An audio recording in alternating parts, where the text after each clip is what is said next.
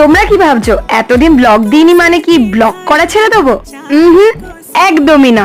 রোজ রোজ যাতে ভালো ভালো কন্টেন্ট পাও তার জন্য একটুখানি প্রিপারেশন চলছে। গভীর চিন্তাতে আছে, এত টাকা আমার চলে যাচ্ছে, কি করব। এই যে তোমাদের সুন্দরী ব্লগারের অবস্থা, গামছা গায়ে দিয়ে ঘরে কাজ হলে এরকমই দশা হয়, তো দেখাতে কি লজ্জা। আর এই কান ফুটো করে আমার জীবন তো বিরক্ত হয়ে গেছে। আর একটাও কারণ ছিল কিন্তু ব্লগ না দেওয়ার, সেটা হলো কান ফুটো। মনে মনে বেশ আনন্দই হচ্ছে।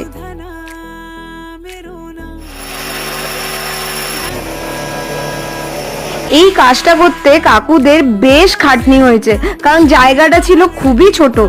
তারা এত কষ্ট করে কাজ করছে, আর দেখলাম তারা কেউ লাঞ্চ করতেও যায়নি। তাই ঝটপট বানিয়ে ফেললাম আমার হাতে স্পেশাল পনির নুডলস। সেদিনকে সব কাজ হয়নি, কলটাও বসানো হয়নি। দেখতে কাজটা ছোট লাগলেও অনেকটাই বড় ছিল। আর আমি একদম রেডি হয়ে গেছিলাম ঘর পরিষ্কার করার জন্য।